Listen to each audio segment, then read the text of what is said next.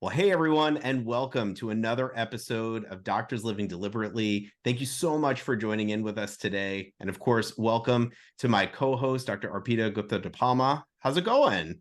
It's going amazing. I'm so excited about today. Me too. Because you and I, we love to talk about coaching. And there is so much skepticism, right? And I know that I experienced a ton of skepticism before I signed up for coaching. You've talked a little bit about what that was like for you. And now there are some really amazing studies that prove, that have evidence that coaching works. And we are so excited to have with us today Dr. Adrienne Mann and Dr. Tyra Fainstad here to talk about their latest research and their latest publication. And so welcome, Tyra and Adrienne. How are you? Thank you so much. So thrilled to be here. Okay, that was my favorite introduction ever. We're so excited to be here with you both today.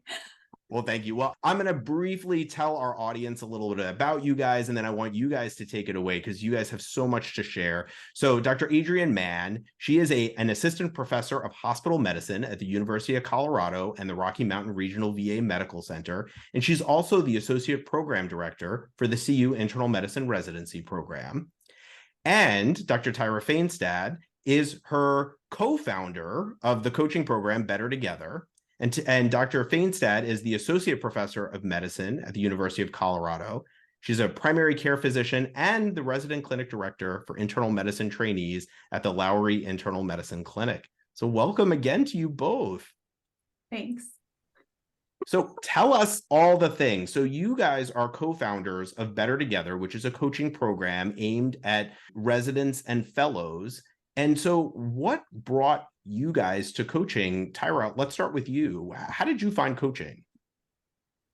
Yeah, well, I'm so glad that you already opened with this because I found coaching in just a whirlwind of skepticism and also a whirlwind of my own personal burnout. So I found coaching at a time when I had made the transition from residency to early attendinghood. I was in the University of Washington at the time in Seattle, and I was a pretty classic approval addict medical student and resident, and I was just bolstering myself with positive feedback that I was getting, I think as many of us do. And then when I made that transition to being an attending, all sources of feedback stopped. And I had no constant stream of dopamine telling my brain that I was okay. And so my brain just did the natural thing and told me that I was totally not okay and doing a terrible job and probably made the wrong choice. At the same time, I had a couple of kids pretty early after graduation, and they also did a terrible job of telling me that I was okay and pretty much constantly told me that I was doing a bad job, or that's what I interpreted their very colicky infancy as. And so I was just in this vortex of pain, thinking that I was bad at work and bad at home, being a bad mom. And I did the very doctor-y thing of trying to fix it by diving straight into it. And I read all the things and I asked all my friends, and that wasn't working. I got on an SSRI and that wasn't working. I thought maybe I needed to scale down at work. So I scaled down and that didn't work at all, actually. So I scaled up at work and that wasn't working. Nothing was making me feel better, which is what I was craving, until I had a friend going through coach certification, and she offered me a session in return for feedback for her certification program. And I just I rolled my way into that conversation because I was an academic doctor at the University of Washington, and life coaching sounded like not a thing, certainly not a thing. I mean, it was maybe in the lines of, I don't know, cheerleading or something very not evidence-based.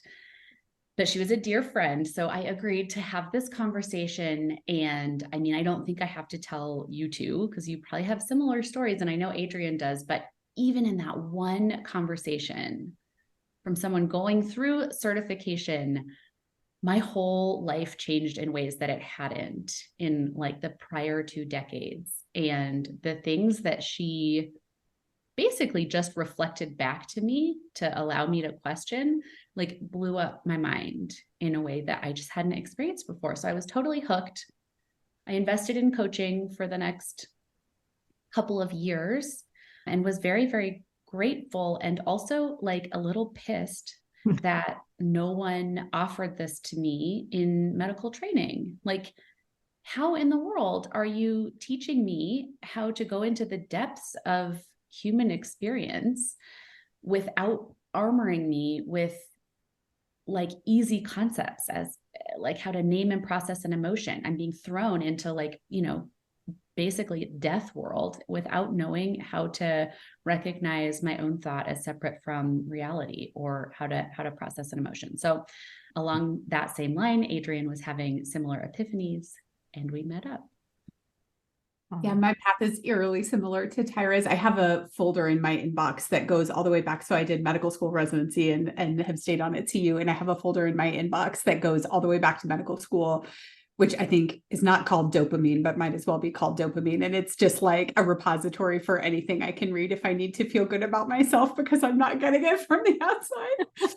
But similar to Tyra, I think I like, my version is a little bit different, but I probably had some dips in with burnout as a medical student, as a resident. And then my thing was that I was really good at knowing that people I idolized, or people who were mentors to me or something like that, like probably knew better for me what I should do than I knew for me. Like, I think I made it through medical school and residency, like fully believing that anybody out there probably knows better what I should do than I possibly could. And so in medical school, that looked like an incredible woman who was a surgery resident saying, you should be a surgeon. And I was like, I should be a surgeon. Or, you know, a fellow who I worked with, who I loved, said, you should really be a cardiologist. And I thought, oh yes, I should be a cardiologist, because the hard thing that someone else thinks I might be good at is probably the thing for me.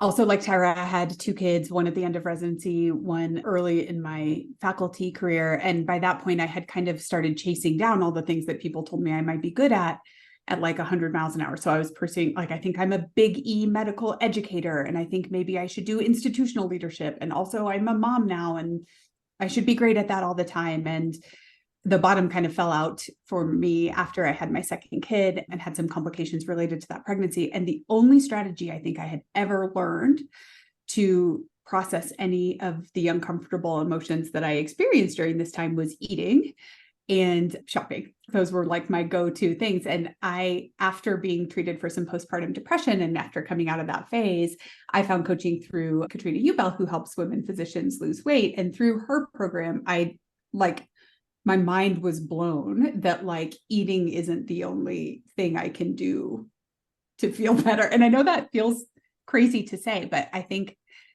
I just had never learned that I could name and process an emotion I was feeling, and that it was normal to be uncomfortable a lot of the time.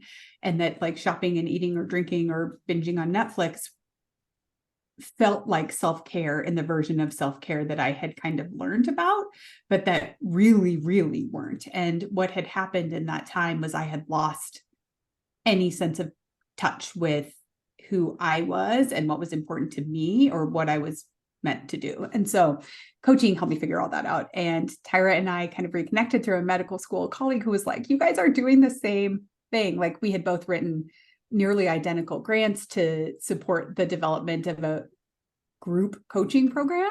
And so she was coming back to Colorado, and we decided that we would be better doing it together. And so we created Better Together. I'm going to say real quick, it's not a company. We don't have any, financial stake in anything. It's a program we offer through the University of Colorado. That is amazing. Such a awesome story. Each of your individual stories is amazing for experiencing how we kind of evolved and discovered coaching, but also just how cute with even developing the name, right? That's all. I mean, Better Together. It's so cute. Well, I don't know how much our audience knows in terms of what you guys have done since then. And when you started, I know we know, obviously, because we're privy to what's going on in the coaching world, but I would love for you guys to give a little bit of insight on what you guys have done in the past, maybe a little bit of information there, but then also expand onto what you've recently come out with that has just been a mind-blowing and a great, I would say, great leap in moving forward for all of the coaching industry. So I hope it is that. That is the intention of studying it.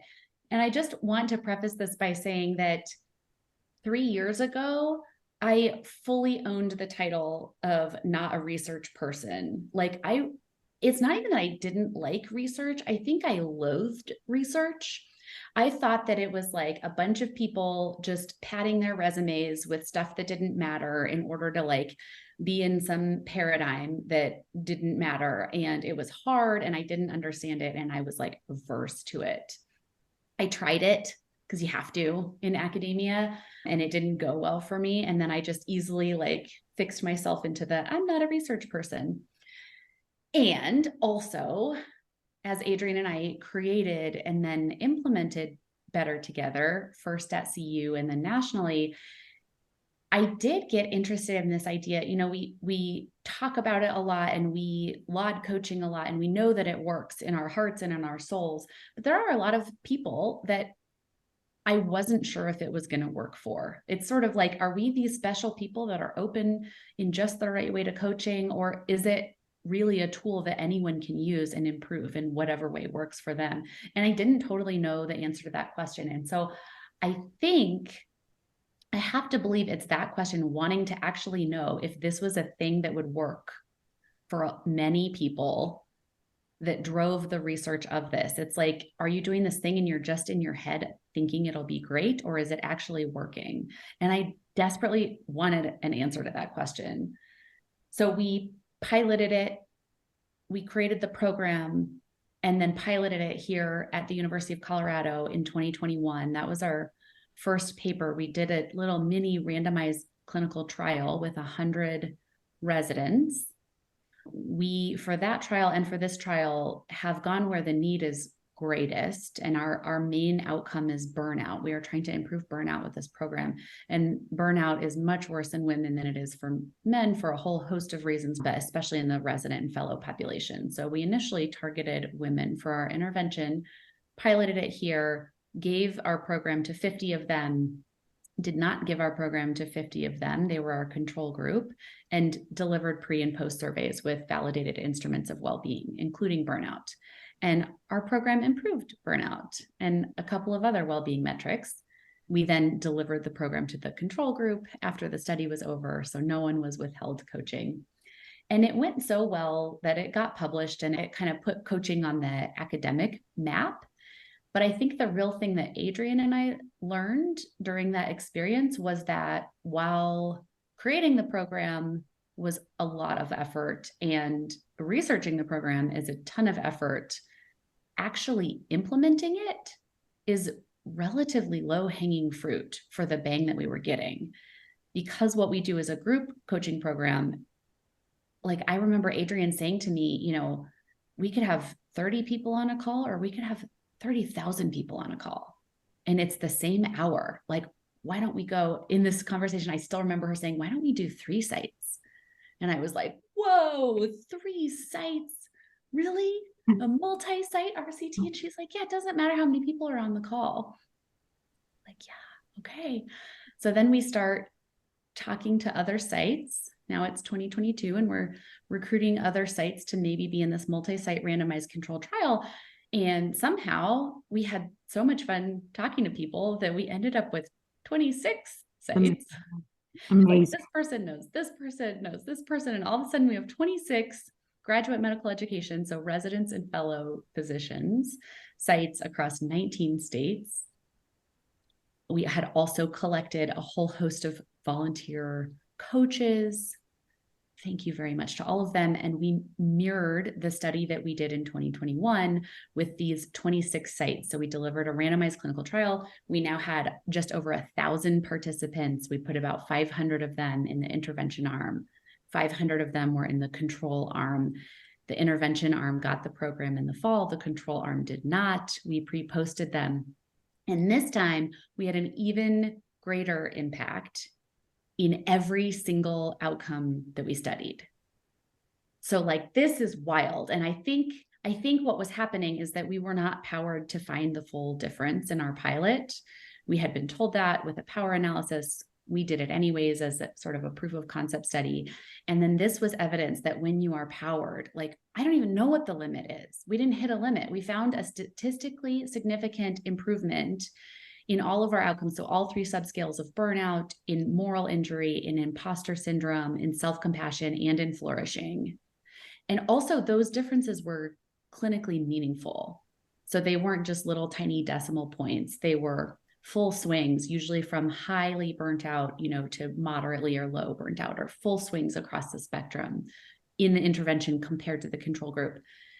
It's the first study done in that way for a coaching program like this in so many people, which is important because research is not usually the first thing I think that people do in these spheres. And if they do research, it's usually something like a pre-post study, meaning they study everybody in a certain intervention and just see if they get better, rather than comparing it to a control group to weed out, are there any confounders?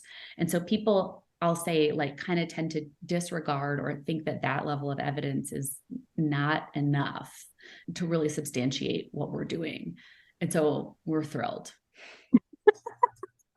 I love that.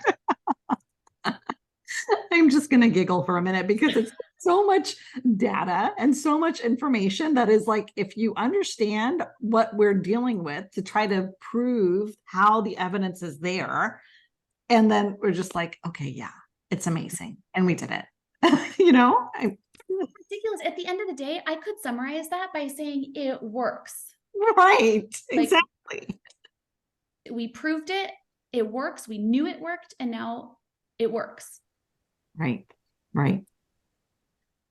And so you use, for the burnout, you use the Maslow burnout index. Is that right? Do you want to tell, right? Because I'm imagining that not all of our listeners understand, like, how do you quantify burnout? How do you show that physicians are actually quantitatively and qualitatively experiencing an improvement in burnout? So can one of you maybe shed some light on that? Yeah, the Maslow burnout inventory is considered the gold standard for measuring burnout. It has 3 subscales: emotional exhaustion, depersonalization, and personal accomplishment. That last one, it's like the higher you are, the better. And the first 2, the higher you are, the worse off you are. And they each have cut points for what's considered high, moderate, and low. And to be honest with you, they are validated. And what I believe that means is that they have been given over and over to a large group of people across cultures, across ages, across races, and over time. And like, if somebody scores this way, they also can substantiate that they're burnt out with many other inventories in a way that they can't with other scales. That's about as like nerd out-y as I get around what does it mean to have like this number on a validated instrument. It just means that it has like internal reliability if it's delivered over and over again. And the powers that be, the like giants that have done this work before us, did that. And so then they could say, okay, this scale really works, and it works over and over and over again. And so it seems likely that if someone scores up here, they truly are burnt out, and it's not just a fluke, they're just having a bad day. Like, this is true burnout. So we use that. We had to license it from mindgarden.com if you're curious. And that's how we measured burnout. At baseline, our group of 1,017 residents and physicians were all positive on average for burnout, mostly in the emotional exhaustion and also in the depersonalization scale. It's like 70, around 3/4 of them were positive for the high cutoff of burnout.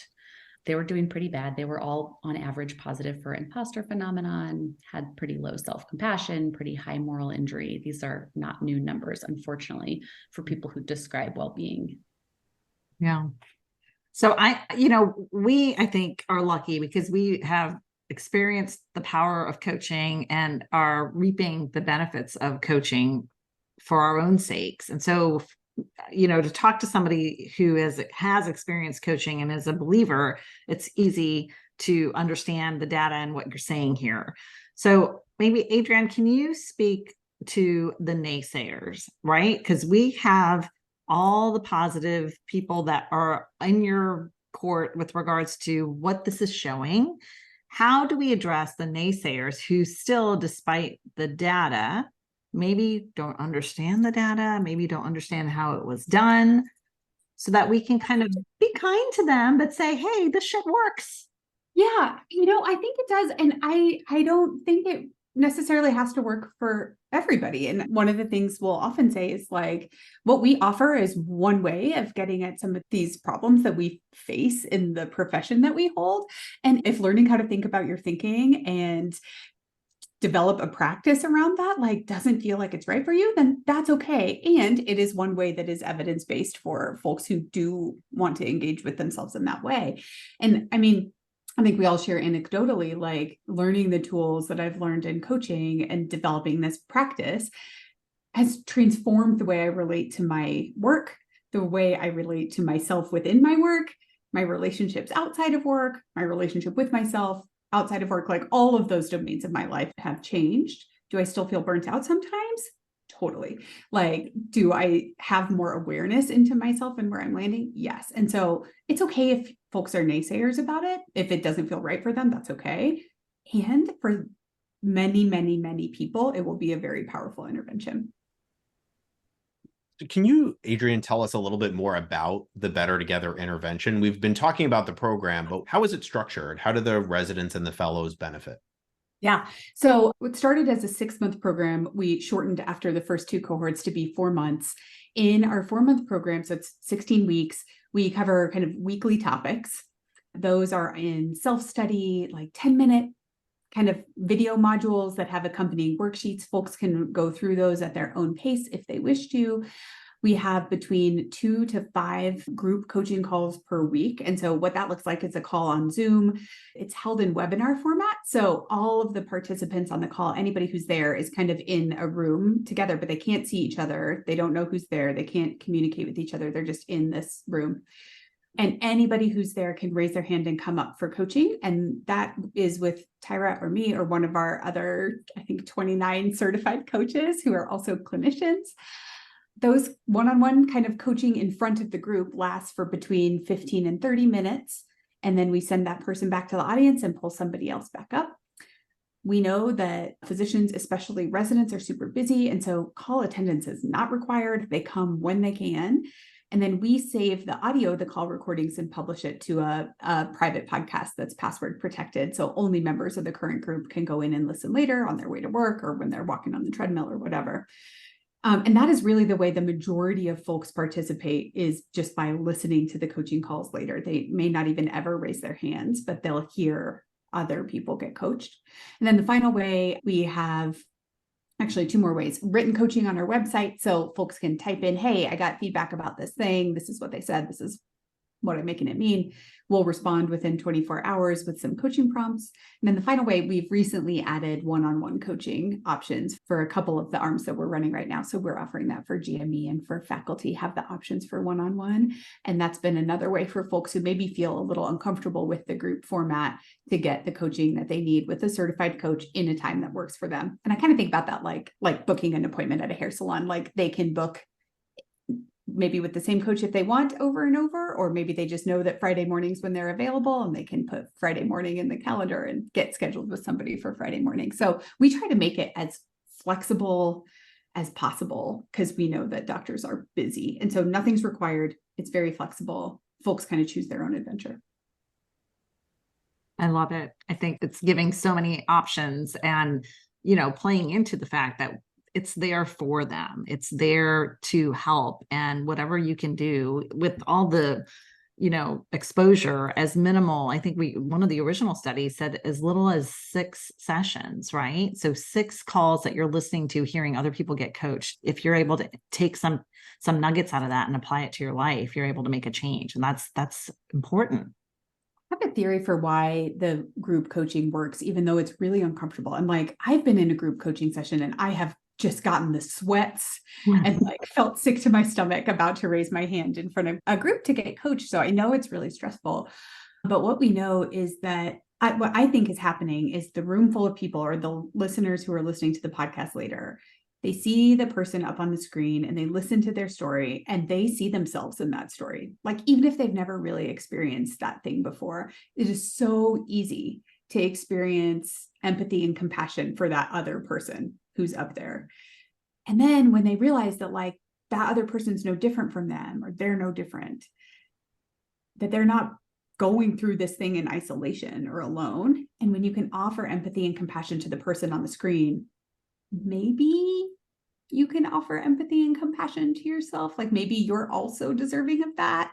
And over 4 months, I think that is what we're building, what our participants build, is a maybe belief that they could be okay and not alone in what they're going through.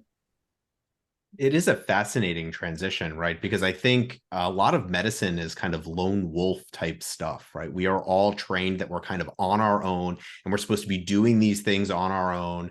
And then you get into a group coaching situation. I know this was my experience as well. I found physician coaching because I was burned out at work and I was trying to figure out all the things. And I raised my hand on a group coaching call to talk about work. It was a very, I mean, for lack of a better term, it was a fairly boring topic, but I got off. I kind of got sent back to the, to the land of like where nobody could see me. And I just perseverated. I said all the wrong things. I did all the wrong things. Everybody must think that this is dumb. And that was when I realized that that's where the work was. And it was amazing because there is so much resistance to group coaching and so much incredible benefit that comes from it. And I heard you guys on a different podcast mention how essentially Better Together is you created a program that you wish you had when you were in training. You are gifting this to your younger selves. And I just loved that as a description of kind of how you are giving back to medicine and how you are trying to change the culture starting from training, which for so many of us was traumatic in so many ways. So I just want to thank you both for so much for the work that you're doing. One aspect that I wanted to ask you guys about is, your pilot study and your larger randomized controlled trial was done in female residents. And I was wondering if you could speak a little bit to kind of what you've learned from studying female residents and how you think this can be applied to male physicians as well. Yeah, I will say, so Adrienne alluded to this, we have a couple of arms running right now. And so we are offering this to residents and fellows. It's co-ed at this point. We are also offering it to attendings or faculty, staff positions, and that's a separate arm. We're also doing a study right now in students, and then one in APPs or advanced practice providers. And all of those are co-ed, and it has been awesome, actually, to incorporate men into the mix. On a data level, we actually just finished up our randomized control trial in faculty or attending physicians. And the intervention works in men also. What I will say is actually there were like a section of what I would call very courageous or very brave men that sort of paved the way on group coaching calls and were really overrepresented in the amount of coaching that they received and asked for in both written and in group calls. And it was awesome. It created a really collegial and vulnerable atmosphere. And I think, in that study, can prove that this works in men also and in older generations of career stages.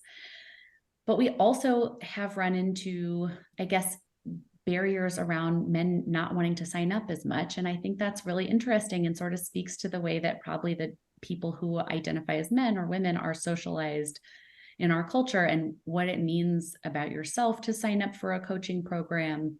We know that there's a real disparity in men utilizing mental health resources that exist. Coaching, of course, is a little less stigmatized than classic therapy or other mental health resources. And so the bar is a little bit lower, but there still might be some stigma around there. I'm curious as to what you all think. Oh, there's definitely stigma.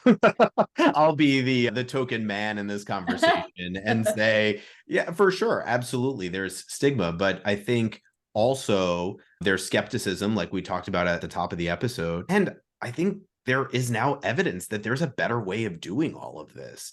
And so, we as coaches know that a lot of times doing the hard thing is uncomfortable, and everything that you want is on the other side of that uncomfortable feeling, right? And so if you can lean into the skepticism and recognize, of course I'm skeptical, right? Like that's normal. Skepticism is a normal protective mechanism. And it might be holding me back by not embracing the skepticism and leaning into the discomfort of that there is some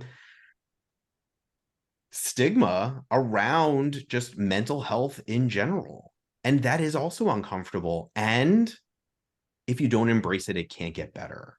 And so there are so many reasons why leaning into the discomfort can help to lead to a, ongoing prosperous career in medicine, right? I've seen, when we see the skepticism, we sometimes see that the coaches are there because they're pivoting from a medical career. And I have found that coaching has allowed me to stay a full-time physician. Before coaching, I was racing for the doors. I was looking for the exit. And now I'm able to stay as a full-time physician because of coaching. I also think a part of it is, like we touched on, is that until we start overcoming that discomfort of trying something new, we're going to stay stuck in where we are. And so with my husband as my prime example, if you had told me 5 years ago that the man is going to go get coached by some random guy across the world to help him be more emotionally in tuned and be analyzing his thoughts and how, I'd be like, you crazy, it ain't going to happen. Right. But what happened was I was exposed to it first, and he saw how much I shifted and totally wanted to drink the Kool-Aid when he saw that. So it's part of us exposing the world and putting it out there as much as we can continue to keep putting it out there, what this does, and be so tenacious about it, like really prideful in what we're creating and knowing. For me, yeah, I'm giving back to docs. I'm helping women. And when I coach women and I see their aha moments and things start to shift, it's so gratifying. And I know it's not to be selfish for myself, but hell yeah, I'm going to be selfish. It makes me feel awesome when I know that other women are able to start changing the way they think about things, and other men are able to change the way they think about things so they can show up in a way that serves them better. That's what this is all about. So. I think that's right. And I think maybe it is a slow path for some people. And perhaps that's been partly explanatory of the success, especially in a resident population where there's not much time to be had. But what we know from our pilot and from our larger study data is that actually most of our participants never get directly coached. They never even raise their hand for group coaching at all. It's like a stark minority, like in the 11 to 12% of participants are even brave enough or willing or able to come up and get directly coached. And then the vast majority of participants are listening on the podcast. This was true for faculty also. It's definitely true for medical students. And so there's this phenomenon of like spending a long time listening to other people do this thing first and perhaps never being brave enough. And even just that act is still having an effect on their burnout scores, on their well-being scores across the spectrum. And so there is something to the like butterfly effect. It is so cool. So amazing. So I want to just ask you guys, if you're willing to share, what's next? Like, what amazing things are you going to create for us to see next and witness?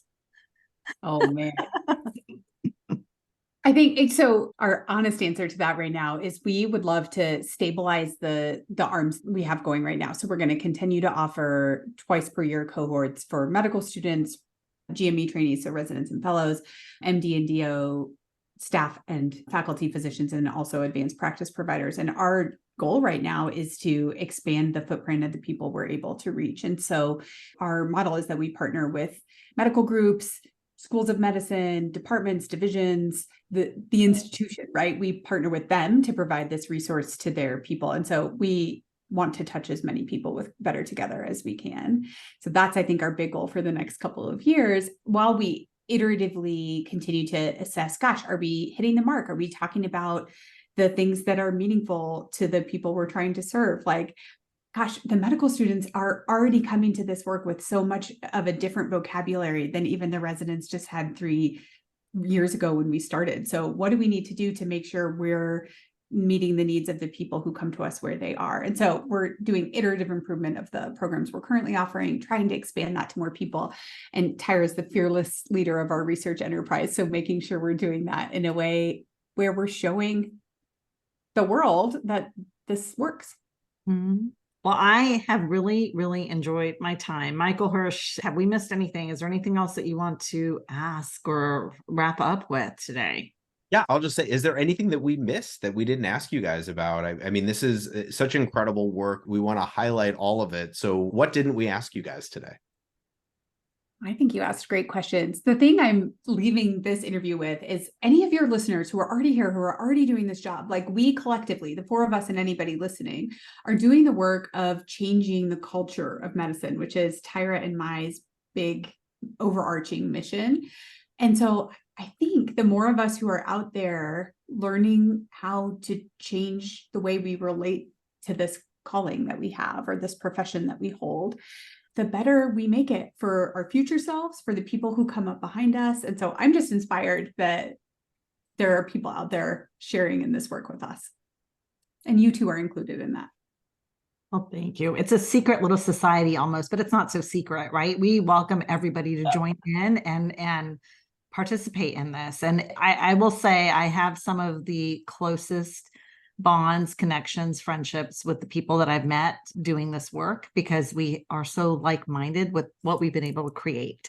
And there's just an amazing gift in that I could not replace with anything else. And I wish that upon anybody who has an open mind, who'd be willing to even consider doing the work for themselves. So, amen. Yes. This has been fantastic. Dr. Adrienne Mann, Dr. Tyra Fainstad, we appreciate you both so much and the work that you're doing. And like Adrienne was just saying, if you got something out of this episode, if you are in this community, go out, share this episode, share this work with other people. The work that we are doing to spread this message is helping to change the culture of medicine. And so we do that by talking about it, by sharing these episodes.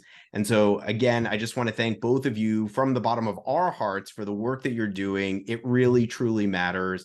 And we also want to thank all of our listeners for tuning in this week to this episode of Doctors Living Deliberately. We will see you all next time. Take care. Bye.